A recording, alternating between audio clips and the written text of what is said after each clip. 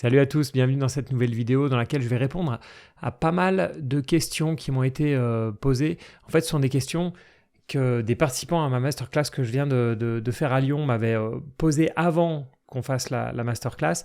Sauf que, alors la masterclass c'était top, hein. C'était un test un petit peu pour moi, mais c'était une super journée. Je salue tous les participants. Journée un peu marathon, j'avoue que j'étais un peu cuit le soir. On a fait très peu de pauses et j'en suis désolé pour les participants. On a avancé un peu à rythme forcé.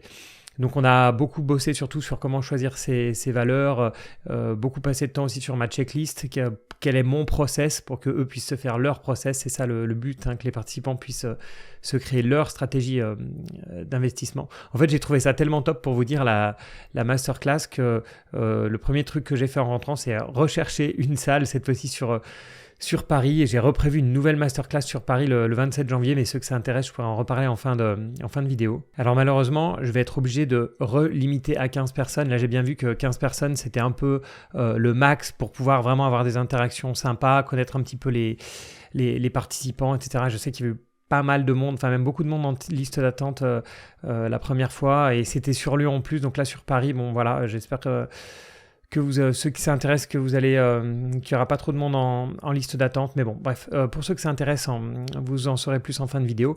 Donc, j'avais demandé en fait en amont de la masterclass des questions. J'en ai eu plein. On en a répondu en partie pendant la masterclass. J'en ai gardé quelques-unes pour qu'on puisse voir un peu ensemble, que je puisse y répondre à la fois pour les participants de la masterclass et puis pour vous. Deux questions qui sont alors pas similaires mais qui sont en tout cas liées, avec combien de fois faut-il regarder son portefeuille par an, et puis comment faire pour se détacher psychologiquement de ces actions. Alors oui, quand on voit combien de fois faut-il, il y a une notion un peu d'obligation, une notion de minimum. Donc si je devais donner un chiffre minimum, alors bien sûr si vous êtes en gestion passive, totalement passive, vous êtes dans un ETF World et que vous ne voulez pas y toucher pendant 15 ans, une fois par an, et encore même pas, ça peut suffire. Après, si vous avez quand même une gestion, un minimum active, même si c'est du très très très long terme, ça me paraît difficile de descendre en dessous de 4 fois par an. Voilà, une fois par trimestre, c'est déjà pas beaucoup. Mais en fait, ce que je sais très bien, c'est que dans la vraie vie, vous êtes des passionnés, je suis passionné, donc vous regardez votre portefeuille beaucoup plus souvent que ça. Moi je regarde tous les jours par exemple, certains d'entre vous regardent peut-être 2-3 fois par semaine ou toutes les semaines, mais je pense que la plupart d'entre vous, vous dépassez pas moins d'une fois par semaine. Et en fait, moi je trouve qu'il n'y a pas de problème à regarder très souvent son portefeuille si, et c'est ça le truc, si ça vous incite pas à faire tout et n'importe quoi, si ça vous incite pas à acheter des valeurs juste parce que elles ont monté ou baissé aujourd'hui, si effectivement vous avez du mal à vous contrôler, pour moi c'est souvent que vous avez peut-être pas fait le boulot en amont. Si vous avez bien fait le travail sur votre portefeuille, vous allez être serein et vous n'allez pas avoir envie de le bouger toutes les 2 secondes parce qu'il y a eu un moins 5%, un plus 5%, soit sur votre portefeuille, soit sur des actions à côté. Si vous avez fait un gros boulot d'analyse sur vos valeurs et que vous savez très bien pourquoi elles sont dans votre portefeuille, a priori un plus 2, plus 3, plus 4%, et même sur plusieurs semaines, des plus 10, plus 20% ou des moins 10, moins 20. Si à nouveau vous avez bien fait le boulot, ça ne devrait pas trop vous inquiéter. Et si vous avez des valeurs à côté qui vont faire des moins 5, moins 10, moins 20 qui peuvent vous paraître des opportunités, alors c'est pas juste en voyant le cours de bourse que ça va vous exciter. Vous savez qu'il faut faire le même travail que vous avez fait sur votre portefeuille. Et ça, ce truc de est-ce que vous avez fait le boulot ou pas, c'est un peu ce qu'on veut pas entendre parfois. Si je pique un peu quelqu'un en disant ouais ok t'es pas très sûr de cette valeur, ou au contraire tu as une énorme conviction, mais combien est-ce que tu as passé de temps à analyser la valeur et pour quelles raisons tu l'as en portefeuille. Certaines fois, les raisons, c'est un peu juste, le PER était faible et puis elle est dans un secteur d'avenir. Donc effectivement, c'est très très léger, et quand il commence à y avoir des questions parce qu'on se dit est-ce que j'achèterais pas plutôt telle autre valeur, ou est-ce que j'ai raison d'avoir celle-ci malgré les moins 5, moins 10%, ou est-ce qu'il faut que je prenne mon profit à plus 20, plus 30, plus 40%, si vous n'êtes pas sûr de vous, c'est que le boulot n'a pas été fait. Ça, c'est vraiment je le dis, hein, c'est ce qu'on ne veut pas entendre, parce qu'on est tous pareils, on a tous la flemme de faire le boulot, mais il faut le faire. Et vous serez plus que récompensé de passer 2 heures pour étudier une entreprise. Moi, dans la masterclass, j'explique une analyse 15 minutes et une analyse 2 heures. Et je pense qu'en faisant une belle analyse avec une checklist vraiment complète, vous êtes plus sûr que 90% des investisseurs, vous savez vraiment dans quoi vous êtes investi. Donc voilà, ça permet de se détacher psychologiquement de ces actions, dans le sens où pour chaque action, pour chaque mouvement supplémentaire, vous allez être beaucoup plus sûr de vous. La question suivante, c'est stratégie buy and hold, jusqu'à quand? Est-ce qu'il y a des moments où il faut vendre en urgence? Donc oui, je comprends bien la question, parce qu'une stratégie buy and hold, ça veut dire qu'on achète une valeur et qu'on la conserve. Et c'est vrai que c'est ce qui est recommandé à long terme, mais c'est pas parce qu'on a une stratégie long terme qu'on ne peut pas, ou même qu'on peut pas faire des arbitrages. J'ai envie de dire, on a une stratégie à long terme, mais il faut faire des arbitrages, c'est évident. Arbitrage, ça veut dire vendre une action du portefeuille parce qu'on a trouvé une meilleure opportunité. Et on peut vendre on peut vendre et être en gain, on peut vendre et être en perte, mais en tout cas, c'est la même philosophie, c'est parce qu'on a une meilleure opportunité. Ça peut être parce que vous avez perdu confiance dans la valeur en question, ou bien juste parce qu'elle est devenue trop chère. Moi, je fais des rebalancements réguliers dans mon portefeuille. Voilà, une valeur que je trouve trop valorisée, que je peux rebalancer, etc. Mon portefeuille n'est pas statique, mais pour moi, j'applique clairement une stratégie de buy and hold. Donc, c'est pas parce qu'on a une stratégie long terme qu'il faut rester bêtement accroché à ces valeurs pendant des années. Même si je continue à recommander vraiment de laisser courir vos gains, de laisser courir les boîtes qui accumulent des profits à long terme. Quand on voit sur son portefeuille des plus de 100, plus de 300% sur une action, on comprend la puissance de ne pas se laisser avoir à couper à plus 20, plus 30%. Et même quand on a des valeurs qui font des moins 30, moins 40, la performance, c'est vraiment peanuts par rapport au x2, x3, x4. Alors attention, je ne suis pas en train de vous vendre du rêve. Hein. Les plus de 100, plus 300%, ce n'est pas quelque chose qui arrive en 6 mois, hein, à part situation exceptionnelle. Je parle ici de rendements qui se sont cumulés sur des années. Hein. Mais c'est vraiment la clé, encore plus que de couper ses pertes. Pour moi, la clé, c'est de laisser courir ses gains. Ensuite, moi, ce que je ne fais pas, alors là, à tort ou à raison, à chacun sa philosophie, ce que je ne fais pas, c'est sortir du marché. Donc, j'achète pour conserver le plus longtemps possible. De temps en temps, je rebalance. Donc, je sors pour acheter autre chose ou pour renforcer quelque chose que j'ai déjà. Mais je garde un niveau de cash qui est extrêmement faible, qui est quasi zéro dans mon portefeuille boursier. Mon cash, des liquidités, fonds de secours, etc., c'est à côté. Moi, ce qui est sur mes comptes, CTO, etc., tout ce que vous voulez, PEA ou assurance vie, j'ai pas de cash dessus ou j'ai pas de fonds en euros. Pour moi, c'est pas le but. Mes liquidités, elles sont ailleurs, mais ça, c'est vraiment un choix personnel. Après, la deuxième question, est-ce qu'il y a des moments où il faut vendre en urgence? C'est très rare. Si on a bien fait le boulot d'une manière générale de bien réfléchir à son allocation d'actifs en avance, ça ne devrait pas arriver. Ça ne devrait pas arriver. Pourquoi? Parce que déjà, il est très fortement déconseillé de vendre en situation de panique, et vente d'urgence, c'est un peu une vente de panique. Ensuite, bien sûr, parfois on a une urgence, on a une réparation à faire, on a des frais qui sont imprévus, mais c'est justement pour ça qu'on a un fonds de secours. En général, on va dire entre 6 mois de dépenses au minimum. Vous avez ce fonds de secours pour ça. Dans le cas extrême où vous avez vraiment un gros pépin qui dépasse ce fonds de secours, alors oui, potentiellement, vous pouvez faire une vente d'urgence en bourse, mais ça reste quand même extrêmement rare. Donc, on élimine les cas de panique, on élimine les cas de liquidité urgente. Vous devez être préparé pour ça. Et si c'est vraiment gros pépin, beaucoup plus gros que votre fonds d'urgence, alors oui, effectivement. Après, le cas où on peut sortir du marché, où on va devoir sortir du marché, c'est le moment où on va vouloir utiliser l'argent qu'on a en bourse. On n'est pas tous Warren Buffett à avoir créé un patrimoine monstrueux qu'on ne va jamais dépenser, ni même léguer. Donc la plupart du temps, vous allez avoir envie de consommer une partie de ce patrimoine que vous avez en bourse. C'est quelque chose que vous allez anticiper, que vous savez déjà si vous voulez tirer un revenu de vos portefeuilles boursiers à partir de 40 ans, 50 ans, 60, etc.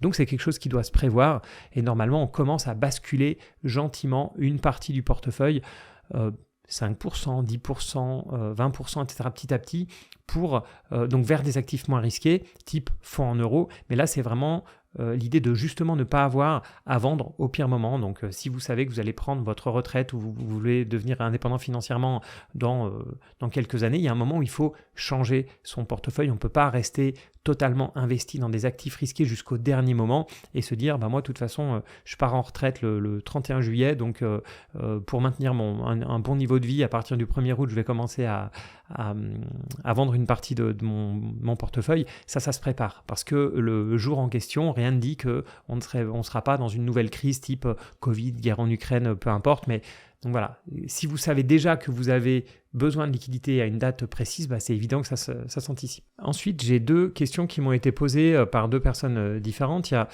une allocation d'actifs 100% actions est-elle ridicule ou intelligente pour la quête d'une création de patrimoine avec un horizon de placement de 25-35 ans.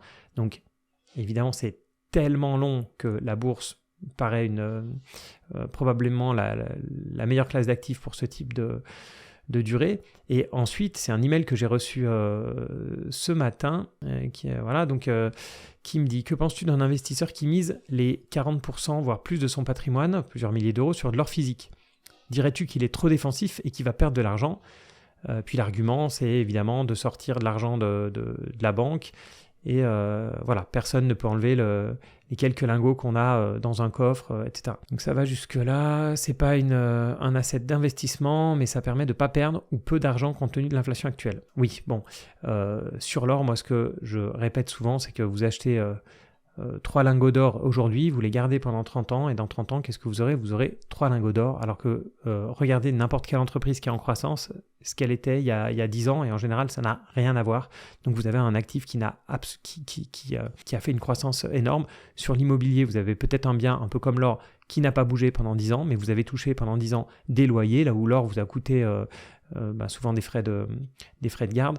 Mais ce que je trouve intéressant dans ces 2 questions, c'est qu'en fait, on voit que ce sont 2 visions du monde qui s'affrontent. Il y a vraiment une vision hyper optimiste de je place toute mon épargne 100% en actions, et puis l'autre où je place une très très grosse partie dans de l'or. Voilà, on voit l'optimisme absolu, le pessimisme absolu. Alors vous vous doutez que je suis beaucoup plus proche de l'approche optimiste. D'ailleurs, d'une manière générale, je vois mal comment on peut investir et puis être pessimiste. Et ça, c'est vrai en bourse, c'est vrai en IMO, c'est vrai dans les objets de collection, peu importe.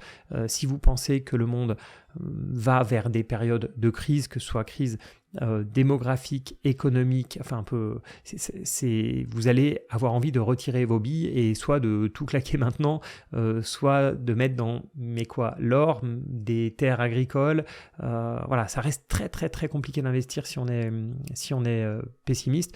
Et moi, je fais le choix d'être optimiste. C'est vraiment un choix dans le sens où j'ai une personnalité qui aurait parfois tendance à me tirer vers le pessimisme. Mais l'optimisme pour moi est nécessaire non seulement en bourse, mais aussi pour toujours avoir des projets, parce que personne ne monterait de boîte, personne ne ferait des recherches, personne ne ferait des tests pour savoir si une idée marche ou non, s'ils étaient pessimistes. À l'inverse, le pessimisme, il nous renferme, il nous fait nous méfier de tout, il nous fait même nous méfier des gens. Quelqu'un de pessimiste, il va penser qu'on va chercher à le voler.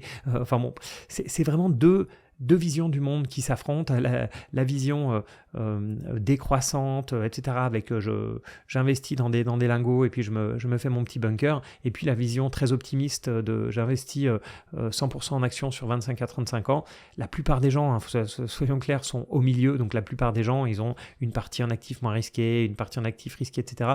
Moi, évidemment, je suis beaucoup plus sur la stratégie pas totalement 100% en action, moi je ne suis pas du tout 100% en action, mais en tout cas j'aime l'optimisme, je suis bien plus proche de cet optimisme-là que du côté on va tous se cacher et vivre dans des bunkers en attendant la fin du monde. Ça c'est pas trop mon truc. Alors cette question-là allait jusqu'ici. L'autre question, alors j'ai l'impression de me faire avoir avec mes ETF, j'ai l'impression qu'ils ne répliquent pas l'indice de référence correctement.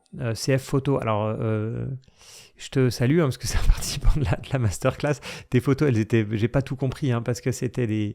Voilà, il y avait en plus de l'Ishimoku, etc. sur l'écran, si j'ai bien vu. Mais je comprends, en fait, il a à la fois 2 ETF qui sont dans le rouge. Et donc, il y a un ETF, le PSP5, que lui, je connais. Donc, c'est un Lixor PEA SP500. Et l'autre, c'est le DSP5, c'est ça? Voilà, qui est un SP500, mais inverse, x2. Donc, il est leveragé x2 et il est short. en fait. Donc, il est surpris de voir les deux qui bougent dans le même sens, en fait, ce qui est effectivement pas logique. Donc, si je regarde, alors il m'a posé ça il y a quelques jours comme question, mais là, on est à 1,76% de hausse sur l'inverse.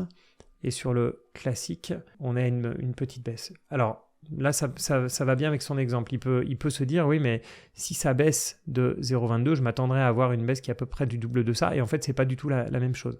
En fait, il y a plusieurs choses dans tout ça. Il compare deux ETF qui n'ont pas du tout la même liquidité. Un ETF qui est très liquide, celui-ci, le classique, et l'autre, le leverage, il est beaucoup moins liquide. J'avais fait une vidéo sur Zone Bourse sur le bêta slippage qui explique pourquoi les ETF leveragés ou short, et dans ce cas-là, c'est à la fois un leveragé et short, donc avec effet de levier, pourquoi est-ce qu'il ne varie pas exactement à l'inverse du classique, hein. Donc renseignez-vous sur ce bêta slippage si vous investissez dans des ETF effet de levier ou short. Mais pour reprendre une situation que vous avez tous connue, en tout cas ceux qui ont des ETF, c'est le fait que le Lyxor S&P 500 coté en euros ne varie pas exactement comme le S&P 500. Et ça, c'est tout à fait normal. Il parle de l'effet de change, d'ailleurs, il dit ou alors je subis le risque de change, notion que j'ai du mal à appréhender. Faut-il aller sur du hedgé? Est-ce que c'est possible sur du PEA? Effectivement, là où il a... Alors, je vais faire un graphique comparatif. Donc là, c'est son ETF. Que je vais comparer avec le S&P. Je vais reculer un petit peu pour prendre... Voilà. On va prendre une période où il y a eu vraiment une grosse décorrélation entre les deux. On voit ici que courant 2021, l'ETF il traque assez bien le S&P 500. Et puis petit à petit, il se met à gagner plus. Et on voit par exemple que il y a un gros écart qui se crée jusqu'à mi-2022. On a l'impression que ça se resserre un petit peu après. Évidemment, tout ça c'est dû à l'effet de change. Hein. Il n'y a pas de secret. Voilà, je regarde l'euro-dollar et on a vu, donc on parlait de 2021. Hop, et vous voyez ce mouvement-là. Ce qui s'est passé, c'est que l'euro s'est extrêmement affaibli. D'accord, l'euro vous permettait d'acheter 1,18$ à une certaine période, puis l'euro vous a permis d'acheter 1,10$, puis 1,05$, et puis 1 euro à l'extrême vous a permis d'acheter moins d'un dollar. Donc on voit l'euro qui s'affaiblit énormément. Que se passe-t-il quand vous êtes investi dans un... Donc là on est sur toute cette période-là. Hein. Donc que se passe-t-il quand vous êtes investi dans un ETF qui est coté en euros? Et ça, je sais que c'est quelque chose qui a du mal à être compris, c'est que c'est pas parce qu'il cote en euros que vous n'êtes pas exposé au risque de change. Parce qu'en fait, quand vous achetez, il réplique le S&P 500 en dollars. Il ne réplique pas, il n'y a pas de notion de couverture. Donc effectivement, vous allez avoir une surperformance quand le dollar se renforce, parce que vous êtes long en dollars, vous avez une exposition en dollars, et vous allez sous-performer quand l'euro va s'affaiblir. Et si je repasse donc là à l'euro-dollar, on voit que depuis on va dire mi-octobre, on voit que l'euro s'est un petit peu repris. On va prendre donc l'ETF à partir de mi-octobre 2023. Voilà, donc je viens de remettre à partir de mi-octobre 2023 et on s'aperçoit que effectivement l'ETF Lyxor, c'est pas Lyxor ou un autre, hein, mais un ETF S&P 500 coté en euros va sous-performer, et on voit que c'est pas neutre, hein, le S&P 500 gagne 5% quand le S&P 500, l'ETF S&P 500 en euros ne gagne que 1,83%, et si on regarde, c'est vraiment dû à cette envolée de l'euro. Donc vous investi sur les actions américaines, donc vous pâtissez d'une baisse du dollar. Voilà, il faut juste avoir conscience. Pour répondre à sa question, faut-il aller sur du hedgé? Donc effectivement, on trouve des ETF couverts en change. Dans ces cas-là, donc vous allez voir la notion souvent de hedged ou daily hedged, qui fait que vous allez répliquer exactement la performance du S&P 500. Répliquer parfaitement, oui et non, parce qu'il y aura toujours un petit coup sur cette couverture. Mais si le S&P 500 gagne 12%, vous allez gagner plus ou moins 12%. Alors que si vous achetez un ETF qui n'est pas hedgé, qui n'est pas couvert, alors vous allez avoir la performance du S&P 500 plus ou moins la performance du dollar. Voilà, il faut juste en avoir conscience. Après, est-ce que c'est possible sur un PEA? Ça, je n'ai pas regardé récemment. Pour prendre la décision, est-ce que j'investis tout simplement dans un S&P 500 non couvert ou couvert, il faut avoir un avis sur l'euro et un avis sur le dollar. Moi, l'euro me fait toujours un petit peu peur quand je vois les énormes déficits des pays européens. Vous allez me dire, les Américains ont aussi un énorme déficit, ce qui est totalement vrai, sauf qu'il y a quand même l'hégémonie du dollar qui est toujours malgré tout là, qui peut être mise en cause par certains, mais a priori pas vraiment par l'euro. Voilà, donc c'est toujours intéressant de voir ce type de questions. Pour revenir rapidement, donc si vous n'êtes pas intéressé par la masterclass, vous pouvez couper maintenant. Pour revenir à ceux qui sont intéressés à la masterclass, donc voilà, ça c'était celle que j'avais organisée à Lyon il y a 2 jours. Et ça c'est celle que je viens de mettre ce matin. Donc juste pour vous faire un peu de pub en 3 secondes. Donc c'est 9h, 18h. J'ai pas la salle avant 9h à Lyon, j'avais pu commencer un peu plus tôt, mais j'ai la salle 1 heure de plus, donc ça c'est top, c'est jusqu'à 18h. Donc je vais essayer d'aller rapidement sur la partie théorique, comprendre les données financières d'une entreprise, et puis les différentes stratégies d'investissement, mais surtout comment vous définir un plan d'investissement, le vôtre. Je vais passer au travers de ma checklist d'investissement avec un cas concret ou des cas concrets, parce que c'est vraiment, ma checklist elle est quand même assez costaud, donc vous pouvez l'appliquer à pas mal de choses. Il vaut mieux prendre la mienne et puis virer tout ce qui vous va pas pour avoir un truc un peu simple. Bien sûr, il y a le repas. Et puis ensuite, le but c'est de faire des cas, bosser sur des cas. Ce qui était sympa dans la masterclass, c'est qu'on avait quelqu'un qui avait un bon poste dans une entreprise cotée en bourse, et on avait un professionnel qui était client de cette entreprise, une entreprise dans le médical. Donc c'était sympa d'avoir la vision en interne de l'entreprise et de la vision client, surtout que c'était du B2B, hein, donc c'était bien de voir ça. Et on s'aperçoit en tant qu'investisseur que parfois on passe à côté de choses, et puis parfois on tape assez juste. Voilà, donc le but de l'après-midi c'est cas pratique, et puis on boit un petit verre pour ceux qui ont le temps après, qui n'ont pas trop de train, etc. J'étais surpris d'avoir du monde qui venait d'un peu loin à Lyon, mais voilà, c'est difficile d'aller. Je vais rester pour le moment sur Bordeaux parce que je suis pas loin, sur Paris parce que je sais que là, beaucoup d'entre vous sont à Paris, et puis Lyon parce que j'aime beaucoup cette ville et je suis lyonnais d'origine.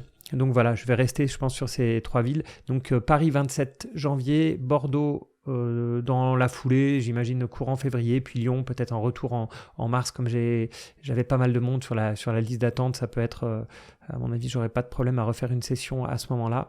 Et puis ça peut être bien pour ceux qui ont eu la patience d'attendre. En tout cas, moi j'ai beaucoup apprécié faire cette masterclass pour une raison aussi évidente, hein, c'est que moi je fais des vidéos, vous me suivez, il y en a plein qui sont super fidèles, qui me mettent des commentaires, etc. Parfois je vois juste un pseudo que je vois depuis 3 ans et qui continue à me dire ouais super vidéo, etc. Je me dis c'est top, merci beaucoup, c'est ça qui motive. Il y en a plein qui sont venus à la masterclass et qui m'ont dit c'est aussi pour te remercier de toutes les vidéos que tu fais, qui sont disponibles gratuitement, etc. Donc c'était vraiment, vraiment chouette.